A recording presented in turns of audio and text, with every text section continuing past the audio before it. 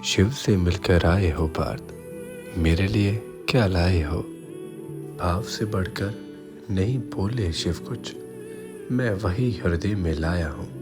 झोली तो शिव ने पहले ही भरती, मैं सांची करने आया हूँ। महाभारत अध्याय 2 भाग 2। जन्मजय के भाइयों को शाप और गुरु सेवा की महिमा। अयोध्या के दूसरे शिष्य का नाम उपमन्यु था। आचार्य ने उसे यह कहकर भेजा कि बेटा तुम लोगों की रक्षा करो। आचार्य की आज्ञा से वह गाय चराने गया। दिन भर गाय चराने के बाद सायंकाल आचार्य के आश्रम पर आया तो उन्हें नमस्कार किया। आचार्य ने कहा, बेटा तुम मोटे और बलवान दिख रहे हो, खाते पीते क्या हो। उसने कहा, आचार्य मैं भिक्षा मांगकर खा पी लेता हूँ। आचार्य ने कहा, बेटा मुझे निवेदन किए बिना भिक्षा नहीं खानी चाहिए। उसने आचार्य की बात मान ली। अब वह भिक्षा मांगकर उन्हें निवेदित कर देता और आचार्य सारी भिक्षा लेकर रख लेते। वह फिर दिन भर गाय चराकर संध्या के समय गुरु गृह में लौट आता और आचार्य को नमस्कार करता। एक दिन आचार्य ने कहा, बेटा मैं तुम्हारी सारी भिक्षा ले लेता हूँ, अब तुम क्या खाते पीते हो। उपमन्यु ने कहा, भगवान मैं पहले भिक्षा आपको निवेदित करता हूँ, फिर दूसरी भिक्षा मांगकर खा पी लेता हूँ।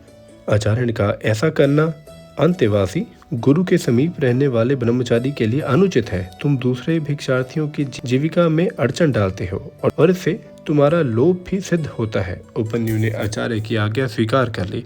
वह फिर गाय चराने चला गया। संध्या समय वह पुनः गुरु जी के पास आया और उनके चरणों में नमस्कार किया। आचार्य ने कहा, बेटा उपमन्यु मैं तुम्हारी सारी भिक्षा तो ले लेता हूँ, दूसरी बार तुम मांगते नहीं, फिर भी तुम खूब हट्टे कट्टे कैसे हो।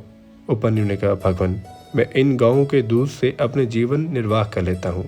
आचार्य ने कहा, बेटा मेरी आज्ञा के बिना गायों का दूध पी लेना उचित नहीं है। उसने उनकी वह आज्ञा भी स्वीकार कर ली और फिर गायें चराकर शाम को उनकी सेवा में उपस्थित होकर नमस्कार किया। आचार्य ने पूछा, तुमने मेरी आज्ञा से भिक्षा की तो बात ही कौन, दूध पीना भी छोड़ दिया, फिर क्या खाते पीते हो। उपमन्यु ने कहा, भगवान ये बछड़े अपनी माँ के थन से दूध पीते समय जो फेन उगल देता है मैं वो पी लेता हूँ। आचार्य ने कहा, राम राम, ये दयालु बछड़े तुम पर कृपा करके बहुत सा फेन उगल देते होंगे, इस प्रकार तो तुम इनकी जीविका में अड़चन डालते हो, तुम्हें वह भी नहीं पीना चाहिए। उसने आचार्य की वह आज्ञा भी मान ली। अब उसने खाने पीने के सभी दरवाजे बंद हो जाने के कारण भूख से व्याकुल होकर उसने एक दिन आग के पत्ते खा लिए। उन खारे तीते कड़वे पत्ते खाने के बाद वो अपनी आंखों की रोशनी खो बैठा, अंधा होकर वन में भटकता रहा और एक कुएं में गिर पड़ा।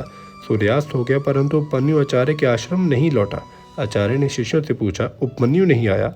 शिष्य ने कहा, भगवान वह तो गाय चराने गया है। आचार्य ने कहा, मैंने उपमन्यु के खाने पीने के सभी दरवाजे बंद कर दिए हैं, इससे उसे क्रोध आ गया होगा, तभी तो अब तक नहीं लौटा, चलो उसे ढूंढे। आचार्य शिष्यों के साथ वन में चले गए और जोर से पुकारा, उपमन्यु तुम कहाँ हो, आओ बेटा। आचार्य की आवाज़ पहचान कर वह जोर से बोला, मैं इस कुएं में गिरा पड़ा हूँ। आचार्य ने पूछा कि तुम इस कुएं में कैसे गिरे। उसने कहा, आग के पत्ते खाकर मैं अंधा हो गया हूँ, इस कुएं में गिर पड़ा। आचार्य ने कहा, तुम देवताओं के चिकित्सक अश्विनी कुमार की स्तुति करो, वह तुम्हारी आंखें ठीक कर देंगे। तब उपमन्यु वेद की ऋचाओं से अश्विनी कुमार की स्तुति की। उपमन्यु की स्तुति प्रसन्न होकर अश्विनी कुमार उसके पास आए और बोले, तुम ये पुआ खा लो। उपमन्यु ने कहा, हे देवर आपका कहना ठीक है, परंतु आचार्य के निवेदन किए बिना मैं आपकी आज्ञा का पालन नहीं कर सकता।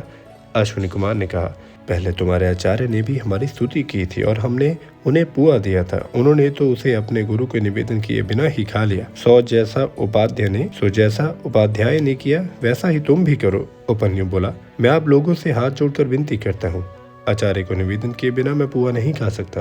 अश्विनी कुमार ने कहा, हम तुम पर प्रसन्न है, तुम्हारी इस गुरु भक्ति से तुम्हारे दांत सोने के हो जाएंगे, तुम्हारी आंखें ठीक हो जाएंगी और तुम्हारा सब प्रकार कल्याण होगा। अश्विनी कुमार की आज्ञा के अनुसार उपमन्यु आचार्य के पास आया और सब घटना सुनाई। आचार्य ने प्रसन्न होकर कहा, अश्विनी कुमार की कथा अनुसार तुम्हारा कल्याण होगा और सारे वेद और सारे धर्मशास्त्र तुम्हारी बुद्धि में अपने आप ही स्फुरित हो जाएंगे।